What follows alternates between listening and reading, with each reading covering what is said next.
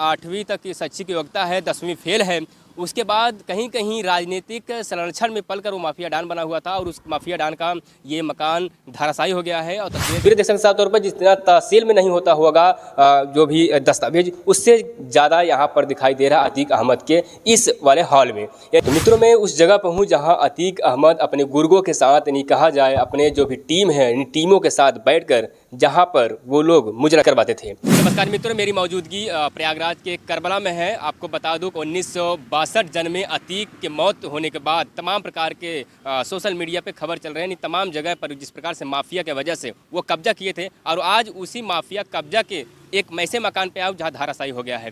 और तस्वीरें दिखाने का प्रयास करेंगे। आप तस्वीरें देख सकते हैं, ये अतीक अहमद का वो ऐसा आशियाना घर था जहाँ पर मुजरा हुआ करता था। साथ ही साथ तमाम ऐसे प्रकरण यहाँ पर हुआ करता था। और आज हम दिखाएंगे इस अंदर क्या कुछ हो रहा था, वो तस्वीरें हम दिखाएंगे साफ तौर पे। ये स्थान करबला है, प्रयागराज के इलाके में हूँ और हम दिखाने का प्रयास करते हैं।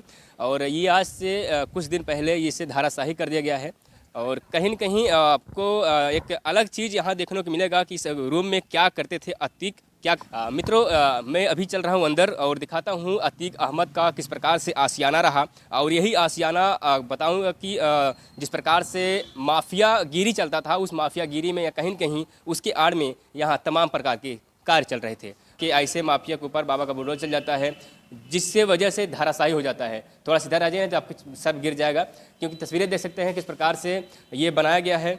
और यहाँ पर ये पार्किंग है, यहाँ पर उसका जो है कि जो गाड़ी आया करते थे यहाँ खड़ा हो जाता था, यानी पार्किंग एरिया है ये। और ये जो जितने भी जंगले सब देख रहे हैं, ये सब चीज़ें ये उनके गेट का सारे लोहे लक्कड़ हैं। और कहीं न कहीं बड़े पैमाने पे माफिया अतीक अहमद का ये करबला में बना हुआ मकान ढहा दिया जाता है। और इसके ही ऊपर हम थोड़ा सा जाने का प्रयास करेंगे। और अभी ये भी देखिए कितना बड़ा ये है, और अभी मैं सीढ़ी के माध्यम से उसके दूसरे तल्ले पर चलने का प्रयास कर रहा हूँ। तस्वीरें आप देख सकते हैं, मैं अभी चल रहा हूँ थोड़ा ऊपर की तरफ। जिस प्रकार से अतीक अहमद का ये अवैध तरीके से बना हुआ बंगला था, कहीं न कहीं लोगों में एक भय बना हुआ करता था। अब तस्वीरें आप देख सकते हैं, ये किचन है, ये किचन रूम है जो है कि उसका अतीक अहमद का। यहाँ अब देखिए, यहाँ पर हल्दी है, आलू है और ऐसे तमाम चीज़ें हैं जो यहाँ पर उपस्थित है। कहीं न कहीं आयल वगैरह सब कुछ भी है, नमक वगैरह सब है। नहीं कहा जाए तो यहाँ पर जो है अभी देखिए, अभी रोटी बना है, यहाँ पर रोटी भी रखा हुआ है। हालांकि जब भी ये घटना हुआ है, जब भी जानकारी प्रशासन का हाथ लगता है तो कहीं न कहीं ये ताबकतोड़ ऐसा चीज़ें हो जाता है। और कहीं न कहीं बड़े पैमाने पे ये मकान बनाया गया था। और मैं प्रयागराज में भी हूँ, और कहीं न कहीं अगर देखा जाए तो राजनीतिक दल से वो काफ़ी बड़ा जो है कि माफिया बन चुका था। अब जाए अतीक अहमद की शैक्षिक योग्यता ओनली 8वीं तक है, यानी 10वीं में फेल है। ऐसे में सवाल बड़ा ये है कि जब 10वीं फेल है और शैक्षिक योग्यता भी कमज़ोर है, तो कहीं न कहीं राजनीतिक संरक्षण में पलकर वो इतना बड़ा माफिया डान बना हुआ था। और इसके इर्द गिर्द के इलाके में उससे डरते थे। और साथ ही साथ उसके सरकार में, नहीं कहा जाए जब वो विधायक और सांसद रहता है तो कहीं न कहीं प्रशासन में भी वो खौफ का माहौल बना रखता था। इस प्रकार से अवैध तरीके से कब्जा किया। लेकिन उत्तर प्रदेश के मुख्यमंत्री का, यानी बाबा जी का बुलडोजर गरजता है और सारे मकानों के उनके ढहाशाही कर दिया जाता है। जिस प्रकार से 15 अप्रैल को उन्हें जो है कि एनकाउंटर में ढेर कर देते हैं। उसके बाद प्रशासन के तरफ से, शासन की तरफ से उनकी सारी चिट्ठियों को खंगाला जा रहा है।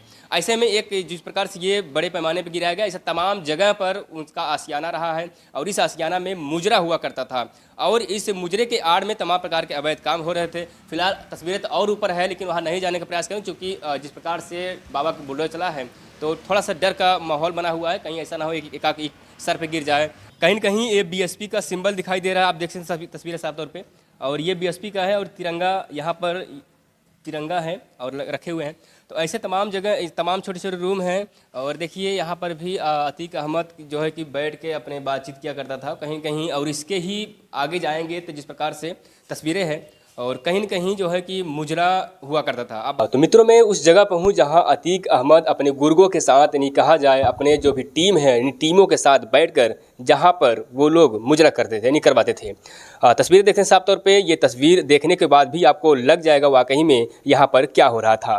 कहीं न कहीं यहाँ अड़ोस पड़ोस के लोग भी वही बता रहे हैं। इस प्रकार से ये चीज़ें हैं, वो मुझे लग रहा है कि वाकई में वो तस्वीरें लग रहा है कि यहाँ पर मुजरा हुआ करता था। हालांकि जो कुछ लोग हैं वो बताने का प्रयास किया। और इस जगह पर मवेशियों का और जुआड़ियों का, शराबियों का अड्डा बन चुका है। चूँकि अभी बाहर में कुछ लोग मुझे मिले इसी रूम में जो नशे से एकदम लिप्त थे। तो चलिए हम और तस्वीरें दिखाते हैं, बातचीत करते हैं। हालांकि ये तो मुजरा वाला रूम है।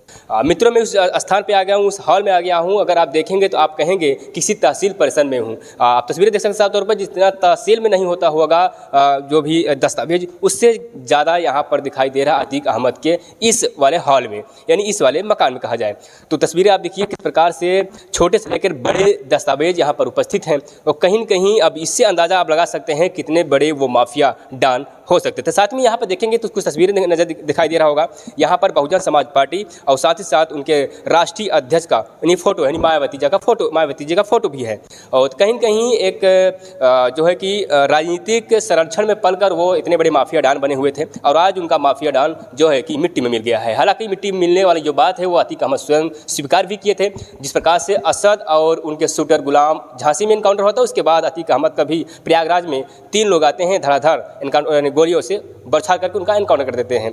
लेकिन उसके बाद ये सारी चीज़ों का खंगाला जा रहा है। हमने भी जानने के प्रयास किया और मैं आ गया हूँ उसी स्थान पे जहाँ पर अतीक अहमद रहकर सारे कारनामा किया करते थे। तो चलिए हम कुछ और तस्वीर आप दिखाते हैं।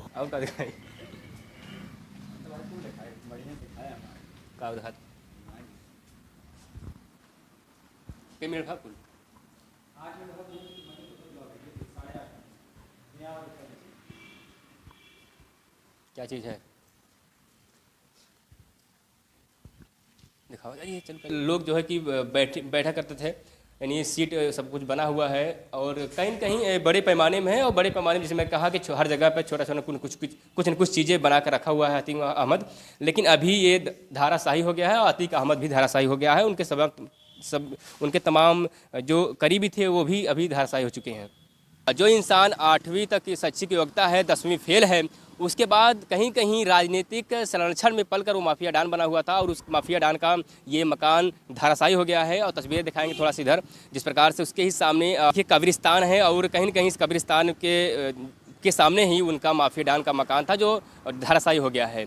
अतीक अहमद के बेटे असद और शूटर गुलाम का भी झांसी में एनकाउंटर होता है। उसके बाद 15 अप्रैल को प्रयागराज में अतीक अहमद का भी एनकाउंटर हो जाता है। उससे में बड़ा सवाल है कि अब अतीक अहमद के कहाँ पर मकाने हैं और सरकार के द्वारा, प्रशासन द्वारा खंगाली जा रही है।